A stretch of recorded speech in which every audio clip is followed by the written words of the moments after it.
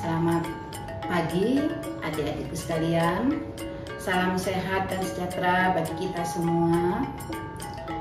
Adik-adik mahasiswa yang saya banggakan, pada pagi hari ini kita akan melanjutkan materi kuliah kita minggu lalu yang terkait dengan implementasi kearifan lokal dalam program aksi Desa Mandiri Pangan atau yang disebut dengan Proksi Demapan. Kemudian yang kedua, implementasi kearifan lokal dalam program Ragem Sai Mangi Wawai atau disingkat dengan RSMW dalam kegiatan pengembangan masyarakat. Baiklah adik-adikku, marilah kita sama-sama memperhatikan bahan atau materi kuliah kita hari ini. Baiklah adik-adik, kita mulai saja ya. Kuliah kita hari ini yang merupakan lanjutan dari materi minggu lalu terkait dengan implementasi kearifan lokal dalam pengembangan masyarakat. Beberapa contoh minggu lalu sudah saya jelaskan dan hari ini juga masih ada beberapa contoh yang perlu kita juga pelajari. Baik adik-adik, kita lihat capaian pembelajaran ya, maksudnya kuliah hari ini adalah diharapkan mahasiswa setelah mempelajari materi ini, mahasiswa memahami implementasi kearifan lokal dalam program aksi Desa Mandiri Pangan atau disebut dengan Proksi Demapan. Kemudian yang kedua, mahasiswa diharapkan memahami implementasi kearifan lokal dalam program Ragem Sai Mangi Wawai RSMW, disingkat dengan RSMW. Sebagai pendahuluan, saya ingatkan kembali bahwa pelaksanaan pembangunan melalui program di daerah itu bertujuan agar masyarakat dapat berperan aktif dalam setiap proses pembangunan daerah dalam Ikatan Negara Kesatuan Republik Indonesia atau NKRI. Nah, program daerah juga dibuat untuk upaya penguatan peran masyarakat sebagai motor penggerak yang memiliki tanggung jawab dalam pembangunan di lingkungannya masing-masing. Daerah memiliki hak dan kewajiban yang diemban dalam menciptakan kesejahteraan masyarakat daerah tersebut. Daerah memiliki potensi untuk mengembangkan pengelolaan sumber-sumber daya yang dimilikinya sesuai dengan kearifan lokal maupun budaya lokal dan keanekaragaman. Pengalaman berbasis kearifan lokal pada kegiatan pengembangan masyarakat pada petani meliputi yang pertama itu adalah program pengelolaan diversifikasi pangan dan gizi melalui penyuluhan dan pemberdayaan kepada peserta petani, dan program makanan tambahan untuk anak sekolah PMTAS, serta program aksi Desa Mandiri Pangan dan program Ragem Sai Mangi Wawai serta pekarangan pangan lestari. Nah, program pengelolaan diversifikasi pangan dan gizi, program makanan tambahan serta pekarangan pangan lestari itu sudah saya jelaskan minggu yang lalu. Jadi pada hari ini kita fokuskan, kuliah kita hari ini kita fokuskan pada implementasi kearifan lokal pada kegiatan pengembangan masyarakat, yaitu program aksi Desa Mandiri Pangan dan program Ragem Sai Mangi Wawai. Program aksi Desa Mandiri Pangan yang disebut dengan Demapan, Desa Mandiri Pangan, itu merupakan salah satu program yang berupaya menanggulangi kemiskinan dan menangani kerawanan pangan. Program ini dilakukan melalui pemberdayaan kepada kelompok afinitas dengan kegiatan pelatihan, pendampingan, dan pemberian dana bergulir. Jadi kelompok afinitas ini merupakan ciri khas dari program Desa Mandiri Pangan. Jadi nama kelompoknya adalah kelompok Apinitas yang disingkat dengan KA. Kelompok Apinitas merupakan kumpulan orang berhimpun yang punya kesamaan dan interaksi yang diikat dengan rasa kesatuan dan memungkinkan mampu untuk melaksanakan kegiatan ekonomi produktif desa, yaitu usaha on farm, off farm, dan non farm. Sejarah singkat Demapan. Program Aksi Desa Mandiri Pangan itu diselenggarakan sejak tahun 2006 pada 250 desa dan 122 kabupaten. Ini di Indonesia ya. Tahun 2009 jumlah pelaksanaan program Demapan sebanyak 1.172 desa dan tersebar pada 275 kabupaten dan 33 provinsi. Tahun 2011 jumlahnya menjadi 2.560 desa yang tersebar pada 400 kabupaten, yang cukup banyak ini ya. Keadaan ini menunjukkan keseriusan pemerintah dalam menanggulangi kemiskinan melalui Proksi Demapan. Nah, Proksi Demapan di Provinsi Lampung diselenggarakan sejak tahun 2006, jadi bersamaan dengan program ini diluncurkan di Indonesia ya, yang diawali pada 4 kabupaten. Tahun 2012 pelaksanaan Proksi Demapan sudah mencakup 10 kabupaten, 97 desa berdasarkan pedoman umum Demapan. Proksi Demapan ini dilakukan selama 4 tahun melalui 4 tahap, yaitu tahap persiapan, tahap penumbuhan, tahap pengembangan, dan tahap kemandirian. Hal ini berarti melalui proses pemberdayaan kepada kelompok Apinitas diharapkan pada tahun keempat telah terwujud kemandirian kelompok dalam usaha ekonomi produktif desa. Menurut Badan Ketahanan Pangan Departemen Pertanian 2008, usaha kelompok Apinitas Demapan ini terdiri dari beberapa kegiatan yang saya sebutkan tadi ya, on farm, yaitu usaha tani tanaman pangan, hortikultura, peternakan, dan perkebunan. Kemudian yang kedua, off farm, yaitu usaha distribusi dan pemasaran produk pertanian, perikanan, peternakan, pengembangan jasa alsinta dan pengolahan hasil, serta usaha non farm, yaitu jasa pelayanan penyediaan saprodi dan alsinta, kemudian kegiatan simpan pinjam, kredit usaha tani, kemudian industri dan kerajinan rumah tangga, dan lain-lainnya. Tujuan dari kelompok Apinitas ini adalah sebagai unit pembelajaran anggota, kemudian sebagai unit produksi atau usaha, sebagai unit kerjasama anggota, dan akhirnya dapat mewujudkan ketahanan pangan anggota kelompok rumah tangga. Nah, pada kegiatan ini, kinerja kelompok Apinitas Demapan ini dapat dinilai berdasarkan kelengkapan organisasi, kemudian memiliki manajemen administrasi dan keuangan yang tertib, memiliki rencana usaha kelompok, dan memiliki tabungan kelompok, serta memiliki dukungan kelompok. Rangga 2014 menemukan antara lain bahwa tingkat partisipasi anggota kelompok dalam kelompok Apinitas Demapan di Provinsi Lampung termasuk tinggi dalam melaksanakan, menilai, dan memanfaatkan hasil. Jadi ini sudah masuk dalam kegiatan pemberdayaan masyarakat atau pengembangan masyarakat yang tinggi ya, partisipasi tinggi ya. Sedangkan dalam partisipasi perencanaan termasuk kategori sedang. Efektivitas kelompok Apinitas Demapan di Provinsi Lampung termasuk tinggi dengan keberhasilan sebagai unit belajar, unit produksi, dan kepuasan anggota kelompok.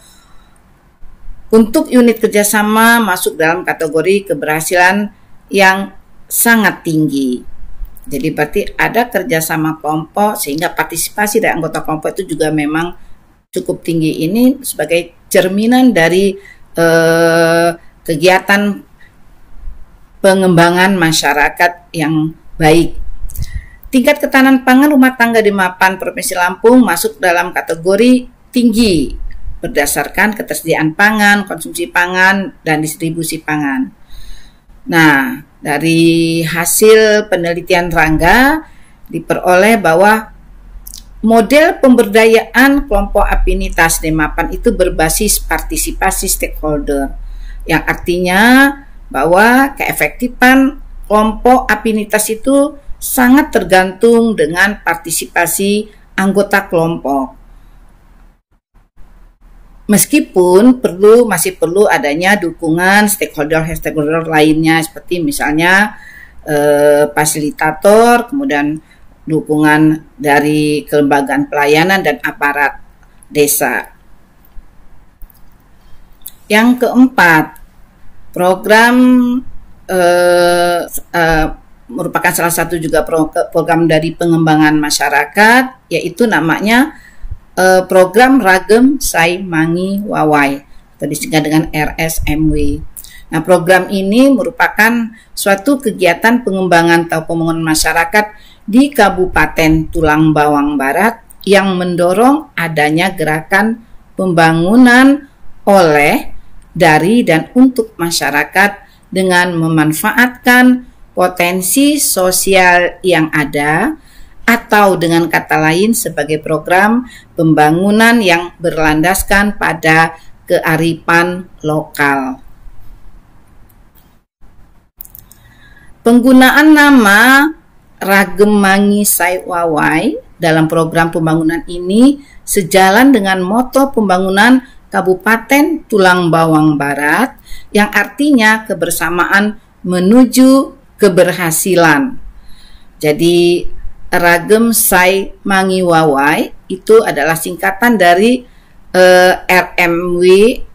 RSMW dengan diartikan berbeda-beda tetapi satu tujuan yang baik.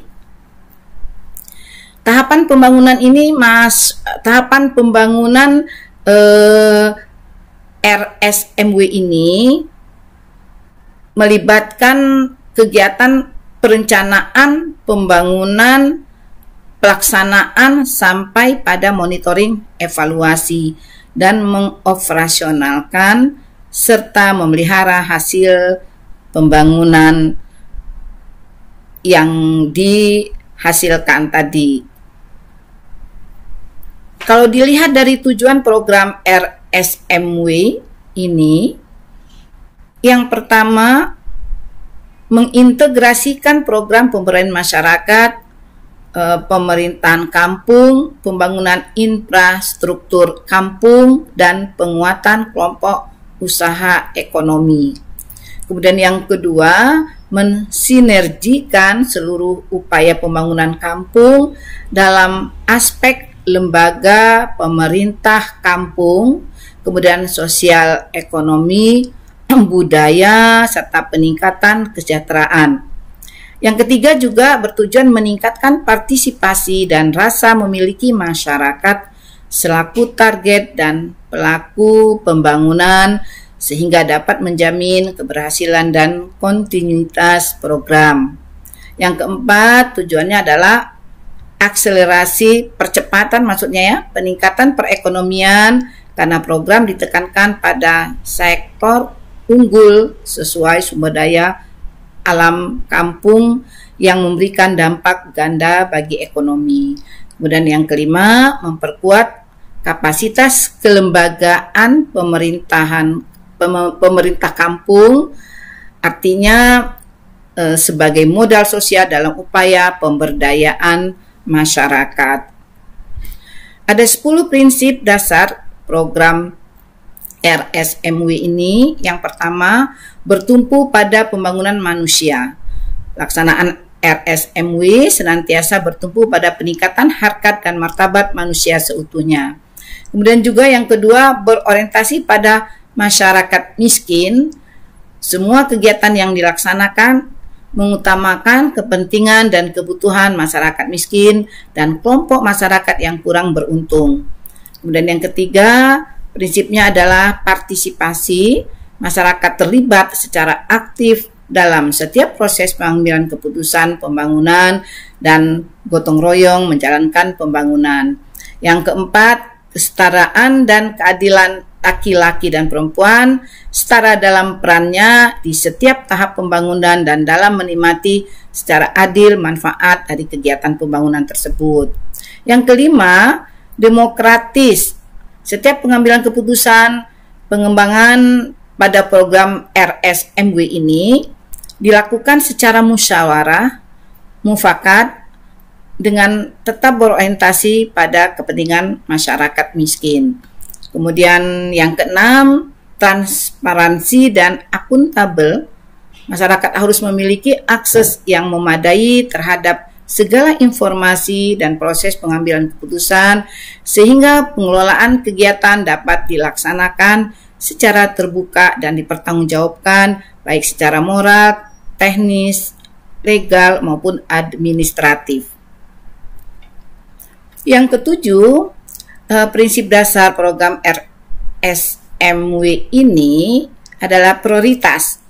Pemerintah dan masyarakat harus memprioritaskan pemenuhan kebutuhan untuk pengentasan kemiskinan dengan mendayagunakan secara optimal berbagai sumber daya yang terbatas. Kemudian yang kedelapan, kolaborasi, yaitu semua pihak yang berkepentingan didorong untuk kerjasama sinergi dalam upaya pembangunan dan pemberdayaan masyarakat. Yang kesembilan, prinsipnya berkelanjutan. Setiap keputusan mempertimbangkan peningkatan kesejahteraan masyarakat pada saat ini, pada masa depan, serta tetap menjaga kelestarian lingkungan. Dan yang ke-10 yaitu sederhana, yaitu program RSMW ini memiliki aturan, mekanisme, prosedur sederhana, fleksibel, dan mudah dipahami dan dikelola dan dapat dipertanggungjawabkan.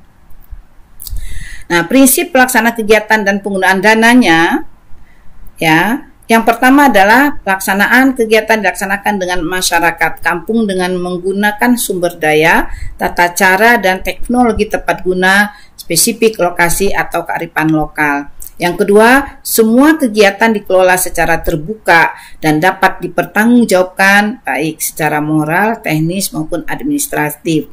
Peran partisipasi masyarakat dalam bentuk swadaya masyarakat dapat berupa bahan-bahan material, dana, dan tenaga kerja.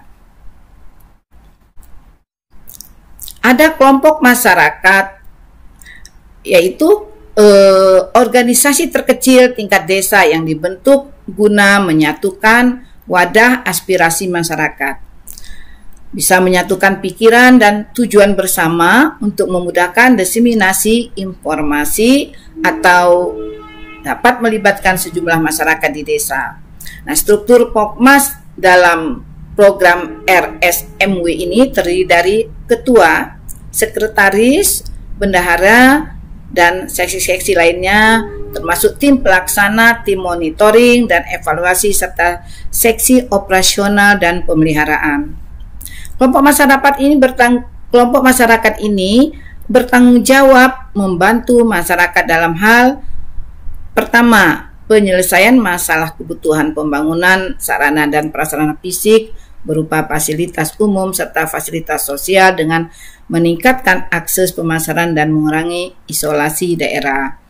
Yang kedua, menciptakan lapangan pekerjaan, dan yang keempat, meningkatkan peran serta aktif dari masyarakat tersebut.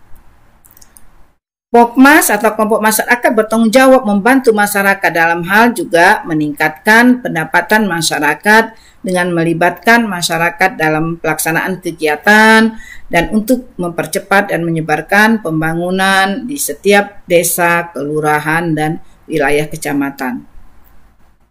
Nah, organisasi pelaksana program RSMW ini melibatkan tingkat kabupaten, yaitu bupati, wakil bupati, sekretaris daerah kabupaten, staf ahli, bupati, dan kepala Bapeda. Di tingkat kecamatan adalah camat dan tingkat kelurahan atau desa adalah lurah atau kelompok masyarakat.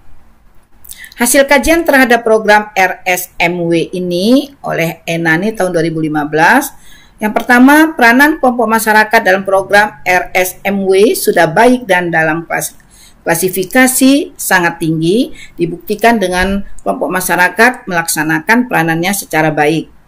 Yang kedua, tingkat partisipasi masyarakat dalam program RSMW secara keseluruhan sudah baik dan dalam klasifikasi sangat tinggi.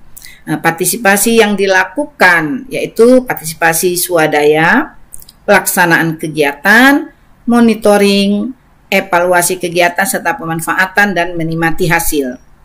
Terdapat hubungan nyata antara peranan kelompok masyarakat dengan partisipasi masyarakat dalam program ini, yaitu semakin baik kelompok masyarakat menjalankan perannya, maka semakin tinggi partisipasi masyarakat sebagai pelaksana kegiatan dalam program ini.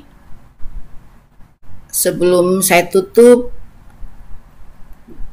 perlu saya sampaikan daftar pustaka atau literatur yang bisa kita gunakan adalah Pedoman Operasional Program ASI Desa Mandiri Pangan tahun 2008 oleh Badan Ketahanan Pangan Departemen Pertanian 2008, kemudian Enani, peranan pengurus kelompok masyarakat dalam program Ragemsai Mangiwawai di Kecamatan Tulang Bawang Tengah, ya Kabupaten Tulang Bawang, Tulang Bawang Barat, kemudian keefektifan kelompok afinitas usaha mikro dalam mewujudkan ketahanan pangan rumah tangga, hasil penelitian program doktor saya ya Kordiana Karanga 2014.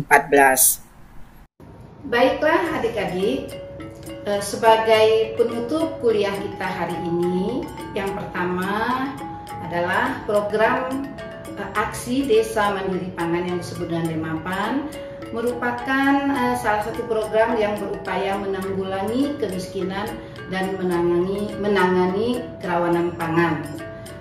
Program ini dilakukan melalui pemberdayaan kepada kelompok afinitas dengan kegiatan pelatihan, pendampingan, dan pemberian dana bergulir. Yang kedua, model pemberdayaan kepada kelompok DEMAPAN ini berbasis partisipasi stakeholder. Maksudnya adalah keefektifan kelompok afinitas sangat tergantung dengan partisipasi anggota kelompok, namun masih perlu dukungan stakeholder lainnya seperti fasilitator, kelembagaan aparat, dan kelembagaan pelayanan. Yang ketiga, tingkat partisipasi masyarakat dalam program RSMW secara keseluruhan meliputi partisipasi swadaya, pelaksanaan kegiatan, monitoring dan evaluasi kegiatan, serta pemanfaatan dan menikmati hasil. Program RSMW ini atau disebut Ragemsai Mangiwawai merupakan suatu kegiatan pengembangan atau pembangunan masyarakat yang mendorong adanya gerakan pembangunan oleh, dari, dan untuk masyarakat dengan memanfaatkan potensi sosial yang ada di masyarakat, atau dengan kata lain sebagai program pembangunan yang berlandaskan pada kearifan lokal. Kemudian yang terakhir, terdapat hubungan nyata antara peran kelompok masyarakat dengan partisipasi masyarakat dalam program Ragemsai Mangiwawai ini.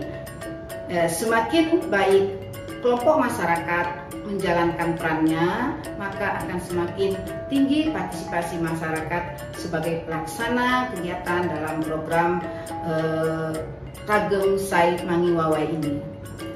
Demikian adik-adikku, saya cukupkan sekian materi kuliah kita pada hari ini.